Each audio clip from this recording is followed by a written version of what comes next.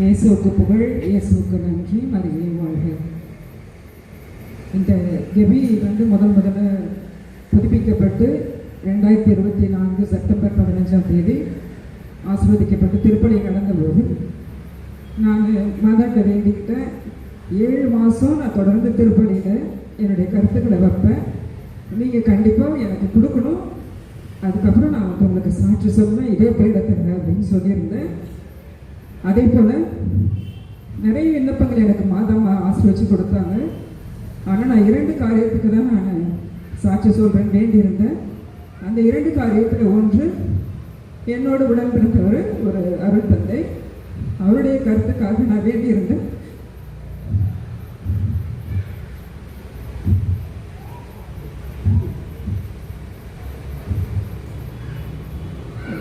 யாருலமாக தான் அவரை அற்புதமாக கரம் பிடித்து வழிநடத்தினாங்க.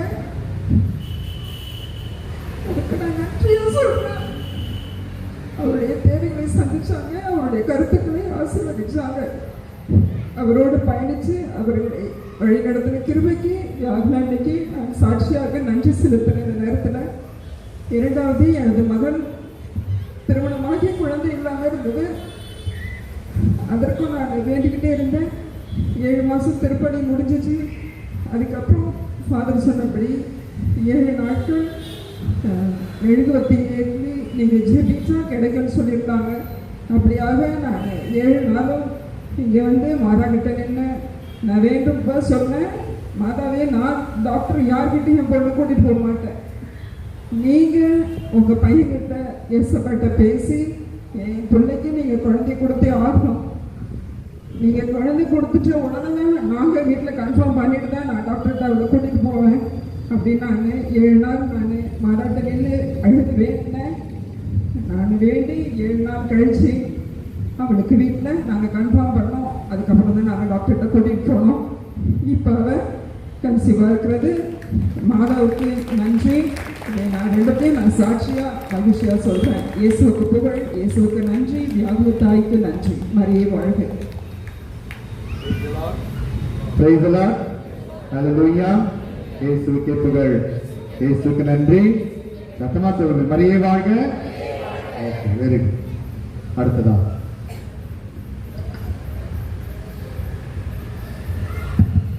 மரியே வாழ்க, மரியே வாழ்க. மாதாவில் அன்புக்குரியவர்களே, இந்த சாட்சியம் நம்ம தேவத்தாய் நம்மளுக்கு நம்ம குடும்பங்களில் எவ்வளோதான் அற்புதங்களை செய்கிறாங்க அப்படின்றது ஒரு மிகப்பெரிய சாட்சி. ஒரு சாட்சி சொல்லுவேன். இன்னொரு சாட்சி பிற மதத்தினருக்கு நாங்கள் மாதாவை பற்றி சொன்னதுனால நடந்த சாட்சியம். எப்பொழுதும் அக்டோபர் மாதம் வந்தாலுமே எங்களுக்கு ஒரு சந்தோஷம். ஏன்னா மாதா சுரத்தை கொண்டு போய் நம்ம வீட்டில் வச்சு நம்ம ஜெபமாலை பண்ணுறது வழக்கம். சில ஆண்டுகளுக்கு முன்னாடியெல்லாம் இந்த மாதா சுருவத்தை வீட்டுக்கு கொண்டு போகிறதுக்கு நிறைய டிமாண்ட் இருக்கும். எந்த தேதி ஃபிக்ஸ் பண்ணுறது அப்படின்னு. ஏன்னா எல்லாரும் நிறைய தேதி ஃபிக்ஸ் பண்ணியிருப்பாங்க. ஆனால் இன்றைய காலகட்டத்தில் மாதாவை வீட்டுக்கு கொண்டு போய் ஜெபிக்கிறதுக்கு நம்ம தயங்குறோம். ஒவ்வொருத்தர் வீட்லேயும் 1 வாரம் 10 நாள் கூட வச்சிருக்கிறாங்க. ஆனால் எங்களை பொறுத்த வரைக்கும் அக்டோபர் மாதம் மாதா வச்சு ஜெபிக்கணும்னு அந்த சூழ்நிலை அந்த மாதம் வந்தாலுமே எங்களுக்கு ஒரு பெரிய சந்தோஷம். அது என்னன்னா, ஒரு முறை மாதா சூழ்நிலை நாங்கள் இந்த வருஷம் நாங்கள் கொண்டு வரல, ஒரு வசதி வாய்ப்புன்னு வச்சிங்களேன், சரி அடுத்த வருஷம் பார்ப்போம் அப்படின்னு நாங்கள் கொஞ்சம் சிலாக்கியமாக இருந்துட்டோம். அப்போ எங்கள் வீட்டுக்கு அடிக்கடி வர ஒரு பெந்தகோஸ்து சபை, பிற சபைகள், அதில் ஒரு லேடி வருவாங்க. எங்களுக்கு ரொம்ப நாள் பழக்கம். அந்த அம்மா ஒரு 35 இயர்ஸ் 40 இயர்ஸ் கிட்ட எங்களுக்கு ரொம்ப பழக்கம். அவங்க மாதத்துக்கு ஒரு தடவை கலந்து பேசிட்டு ஜெபம் பண்ணிட்டு அப்படி போகிறது வழக்கம். கொஞ்சம் ஏழ்மை நிலையில் இருக்கிறவங்க, எங்களால் முடிஞ்ச உதவி அவங்களுக்கு செய்வோம். இப்படி ஓடிட்டு இருக்கும்போது சென்ற வருடம் என்ன ஆச்சுன்னா, நாங்கள் மாதா சுரத்தை கொண்டு வரல. ஆனால் மாதா மேலே பக்தி இல்லை அவங்களுக்கு. பிற சபையில் இருக்க மாதா மேலே பக்தி இருக்காது. ஆனால் நாங்கள் எங்கள் வீட்டுக்கு வரும்போது அடிக்கடி மாதாவை பற்றி அவங்ககிட்ட சொல்கிறது வழக்கம். அதனால் என்ன ஆச்சு, அந்த வருஷம் போன வருஷம் அவங்க சொல்கிறாங்க, என்னன்னு தெரியலம்மா, நான் நைட்டு தூங்கிட்டு இருக்கும்போது கனவுல மாதா சுருவம் என் முன்னாடி வந்து நின்றுது. அதில் எனக்கு மாதாவே சொல்கிறாங்க,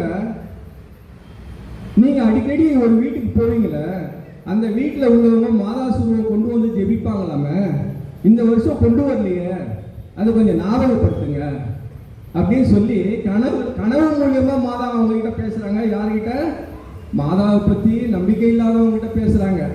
அப்போ மறுநாள் காலையில் எங்களுக்கு மனைவி கிட்ட ஃபோன் அடித்து, ஏம்மா மாதா சுருவம் ஏதோ மாதத்தில் கொண்டு வந்து ஜெபிப்பீங்களாமே, அது மாதிரி ஏதாவது உண்டா அப்படின்னு கேட்டுக்கிறாங்க.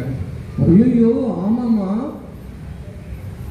ஒரு வருஷமும் இந்த அக்டோபர் மாதம் வந்தால் மாதாவுடைய மாதம் நாங்கள் வந்து வீட்டுக்கு சுருவத்தை கொண்டு வந்து ஜெபமாலை பண்ணுறது வழக்கம்.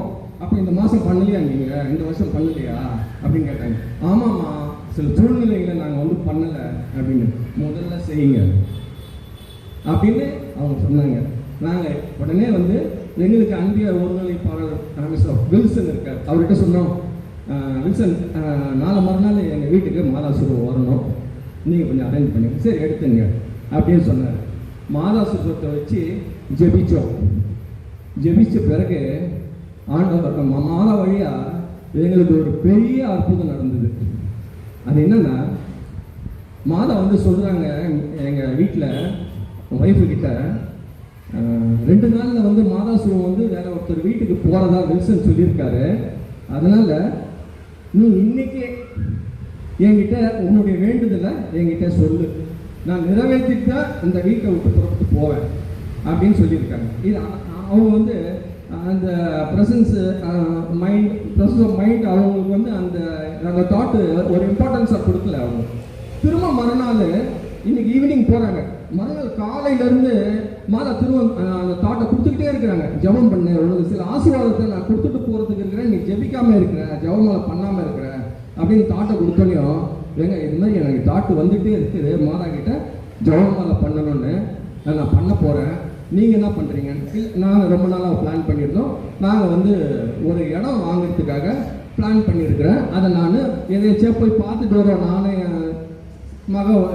இளைய மகள் இருக்கிறா, 2 பேரும் போய் பார்த்துட்டு வரோம் அப்படின்னு சொல்லிட்டு புறப்பட்டு போனோம். இவங்க வந்து முட்டி போட்டு ஜெபமாலை பண்ணிகிட்டு இருக்காங்க. ஒரு மணி நேரம் ஜெபம் பண்ண பிறகு நாங்கள் கடந்து போயிட்டு ஒரு 2 hours கழித்து நானே என் சின்ன மகளுமா வரோம். திரும்பி வந்துட்டு கையில் ஒரு ரிசிப்ட் கொண்டு வந்து மனைவிட்ட கொடுத்து, இதை மாதா பாதத்தில் வச்சுது அப்படின்னா. என்னதுங்க இது? அது மாதா பாதத்தில் வை, மாதா சொல்லுவாங்க, மாதா பிரசங்கத்தில் நீ அதை திறந்து பாரு அப்படின்னு. அந்த சீட்டை வச்சுட்டு திறந்து பார்த்தா நாங்கள் ஒரு இடத்த வாங்கினதுக்கான அட்வான்ஸ் கொடுத்துட்டு எடுத்து வந்த சீட்டு. அப்போ மாதா பாருங்க வலியுறுத்தி சொல்றாங்க, நீ ஜெபம் பண்ண உனக்கு பிளஸிங் கொடுக்கப்ப 2 பிளஸிங்னு சொல்றாங்க. அது குறிப்பாக 2 பிளஸிங்ன்றாங்க. ஒரு பிளஸிங் வந்து இடம் வாங்கினதுக்கான அத்தாட்சி சீட்டு மாதா பாதத்தில் வச்சாச்சு. மாதாவும் எடுத்துட்டு போயிட்டாரு வில்சன் அவருக்கு. 2 நாள் கழிச்சு இளைய மகளுக்கு ஒரு பெரிய ஆசீர்வாதம் என்னன்னா, ஒரு பெரிய ப்ரமோஷன், அவன் லைஃபுக்கே ஒரு பெரிய உயர்வான ஒரு ஆர்டர் வந்து அவன் வேலை செய்கிற பணித்தளத்திலேருந்து மாதா எங்களுக்கு அந்த வருஷத்தில் கொடுத்தாங்க. இது ஒன்று. 2வது வந்து வருஷத்துக்கு முன்னாடி நடந்தது, நான் சொல்லிடுறேன்.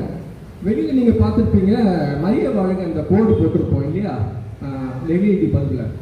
அது வந்து ஃபாதர் கணிராஜ் ஃபாதர் இருக்கும்போது திடீர்னு வந்து சொன்னார், அண்ணா இது மாதிரி எல்லாமே ரெடி ஆகிடுச்சு, மரிய வாழ்க போர்டு போடணும் நீங்கள் தான் அப்படின்னாரு. ஃபாதர் 4 நாள் முன்னாடி சொல்கிறீங்களா ஃபாதர்? ஏன்னா என்னுடைய அந்த நேரத்தில் பொருளாதார நெருக்கடியில் இருந்தேன், முடியல என்னால், கொஞ்சம் பார்க்கலாமா ஃபாதர் அப்படின்னு. இல்லை நீங்கள் தான் பொறுப்பு அப்படின்ட்டாரு. உடனே நான் என்ன பண்ணேன், ஒரு நகையை வந்து பிளட்ஜ் பண்ணி அந்த பணத்தை கொண்டு வந்து அந்த போர்டை நான் போட்ட மறுநாள் நான் எவ்வளோ செலவு பண்ணணும், 100 மடங்கு ஆசீர்வாதம் பொருளாதாரத்தில் உயர்வு அம்மா வந்து வேற வகையில் கொடுத்துட்டாங்க. இது மாதா கிட்ட ஜெபம் பண்ணிட்டு நம்ம எந்த ஒரு காரியத்தை செஞ்சாலும், குறிப்பா இந்த அக்டோபர் மாசத்துல மாதாவை வந்து வீட்டில் கொண்டு போய் ஜெபம் பண்ணுறதுக்கு நீங்கள் ஒரு காலம் தயங்கக்கூடாது. அம்மா எப்பொழுதும் கரம் நீட்டி இருக்கிறாங்க உதவி செய்யறதுக்கு, நம்ம தான் தயங்குறோம் போடுது.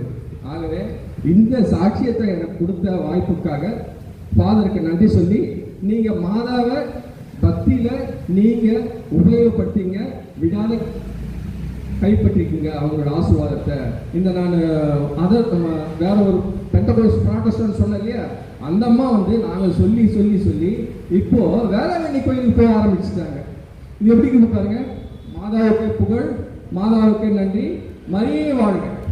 கரம் கட்டி ஆண்டவர் நன்றி சொல்வோம், அன்னைக்கு நன்றி சொல்வோம். Praise the Lord.